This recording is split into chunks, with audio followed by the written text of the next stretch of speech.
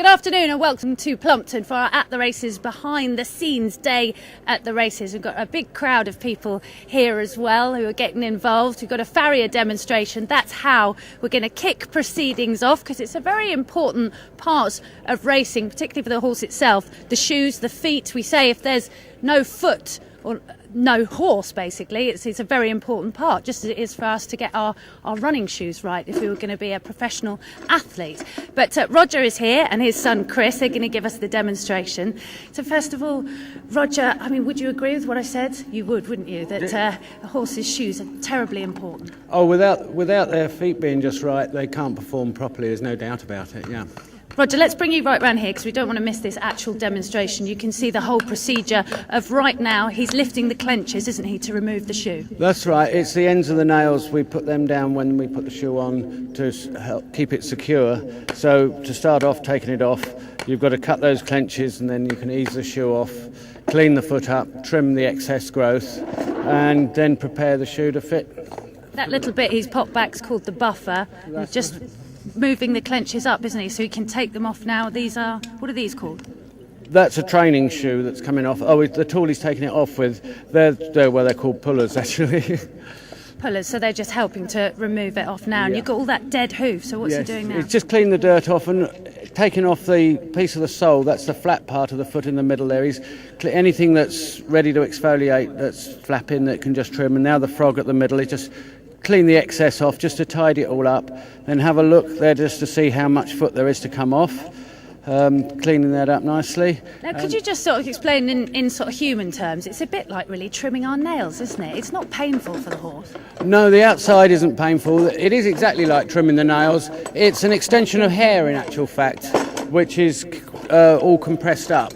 The inside of the hoof is all alive, there's bones and blood vessels, nerves, but they've got an outer case, protective casing, which is what they walk on, which keeps them comfortable, yeah. Because I've heard of there is a sort of special sensitive part called a white line, and if you farriers don't do your job right and cross it, it can sort of hurt the horse, and then we come and say, oh gosh, got to do it again. Yeah, the white line is a little area, you just there, and we've got a piece on a thoroughbred foot, probably usually 1/8 of an inch to keep outside it. But you want to get with the nails fairly close to the white line, because if you're on the very outside of the wall, you break the wall up, and then you've got no foot. Has this horse got a good hoof, if you like, good, nice healthy hoof? He's got a very good foot for a thoroughbred, yeah. So how often would they need to be shod, thoroughbreds? Well, they usually go about 4 weeks. It depends on how much work they're doing on the roads, and whether if they're in aluminium shoes and a lot of road work, it might be more often. If they've got their work shoes on and on the soft, they might go a little bit longer. Just why Chris is doing a nice job of tidying it up there with his buffer knife, isn't he? He's got a, no, sorry, it's a drawing knife, isn't it? That is a drawing knife. You're right. I've been doing my homework. Don't you? Could you just show us a shoe, if you may, Roger? Because I just wanted you to get a good look at one of those, just while he's doing that. Because you were referring to sort of racing plates. This is a training type plate, which is made out of mild steel. And this is an aluminium one, which is considerably lighter. They always say an ounce off the foot is worth a pound off the back, but I'm not sure if that's quite. I was going to say, could you just hand it to? I just want like someone to do a comparison. Would you like to hold on to them, sir, just so you can feel the difference, because they're just so light, I think. Pass them round if they like. What does that feel like? It's quite smooth. Yeah.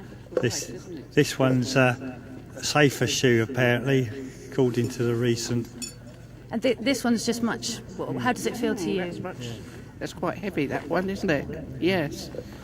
So they can really feel the difference. Just very, very light, the aluminium ones. You can pass them around and have a good look. So what's he doing now? Let's go back to Chris. He's bringing the front of the wall back, because as it grows down, it also grows forward, and you've got to keep the foot balanced. The hoof has got to be balanced centrally over the bones, so you take that excess off the front to return it to its normal size. Just make it nice and neat, so filing it down. That's right. Now it's ready to have the shoe prepared for the foot. So shall I go and have a look? Yep, we'll do that. So he's going to take the shoe there. We'll have a quick word with Chris about this bit, and you can tell us what Dad's doing now. Well, he's just about to shape the shoe. So he's just going to see if it fits, and I suppose he'll adjust it, will he? Yeah, well, what he'll do is he'll take it to the little anvil and he'll start shaping it. Look, Dad's not happy. He's doing a bit more trimming there. This is controversial. He's got the old pincers out, having a little adjustment, seeing if it fits. Because, that's very, very important, isn't it? Taking it over to the anvil now, and he's going to... What? You tell us. Well, what he's done is cut the clip hole in, and now to see where it fits.